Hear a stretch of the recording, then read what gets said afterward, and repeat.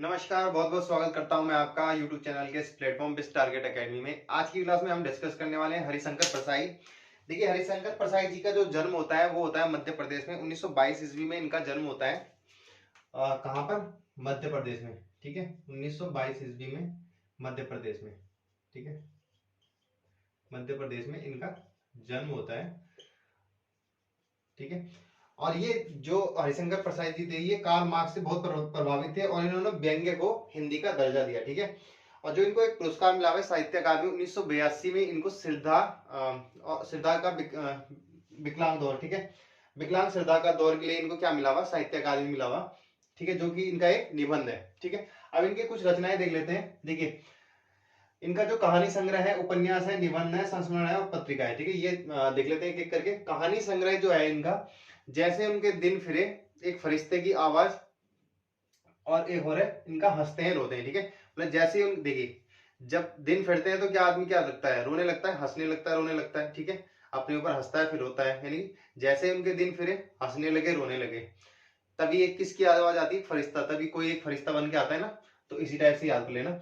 जैसे ही उनके दिन फिरे, हंसने लगे, रोने लगे, एक फरिश्ते की आवाज। ठीक है, ये क्लियर हो गया। उसके बाद उपन्यास।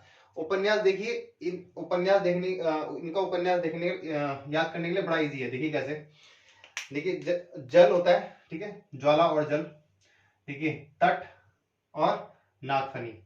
देखिए, ये तीनों कहाँ पे होते हैं? पानी में होते हैं, समुद्र के ये तट पे होते हैं जहां पे पानी होता है। ठीक है, यानी कि ज्वाला और जल। ठीक है, तट की खोज, रानी नागफनी की कहानी। नागफनी कहाँ पे होता है? जहां पर सूखा होता है। ठीक है, तो बस तट के किनारे होता है। ठीक है, नागफनी। तो इस तरीके से याद कर लीजिए। देखिए, ज्वाला और जल, रानी नागफनी की कहानी और तट की खोज। ज्वाला और जल, तट की खोज और रानी नागफनी की कहानी। ठीक है, याद हो गए तीनों। उसके बाद निबंध। देखिए, निबंध में क्या है? इसमें देखिए देखिए, भूत के पांव। जब भूत होता है तो हम पे क्या पहनते हैं? ताबीज पहनते हैं। ठीक है, क्या पहनते हैं? ताबीज। यानी कि भूत के पांव, सदाचार का ताबीज। तब की बात और थी। यानी पहले हम किस चीज में विश्वास रखते थे?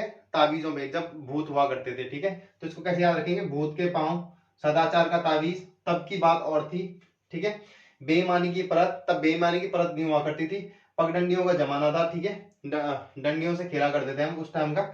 और उस टाइम क्या था? विकलांग सिरधा का दौर था। ठीक है, तो इस तरीके से हम याद कर लेंगे इसको। जैसे भूत के पांव, ठीक है, सदाचार का ताबीज। देखिए, भूत होते थे तो हम क्या पहनते थे? ताबीज पहनते थे।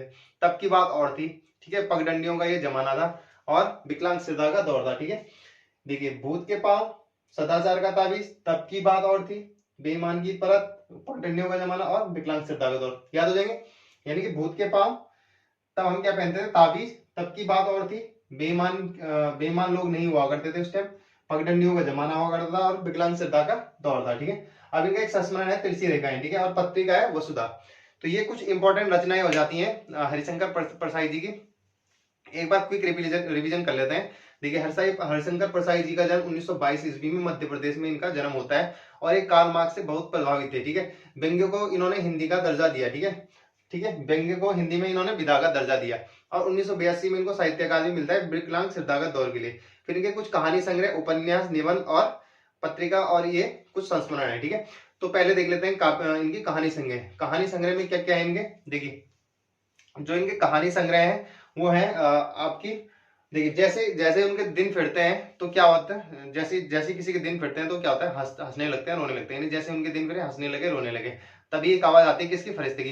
तो एक फरिश्ते की आवाज। ठीक है, उसके बाद उपन्यास। देखिए, उपन्यास कौन कौन से हैं इनके? भूत के पांव। भूत जब हुआ करते तो हम क्या पहनते? सदाचार का ताबीज। ठीक है, तब की बात और थी, बेईमानी की परत थी, पगडंडियों का जमाना था और क्या था? एक विकलांग श्रद्धा का दौर। ठीक है, उसके बाद संस्मरण इनके हो गए, तिरछी रेखाएं और वसुधा इनकी पत्रिका होगी। ठीक है, तो ये कुछ इंपॉर्टेंट रचनाएं थी। चलिए, अब इस क्लास को यहीं समाप्त करते हैं।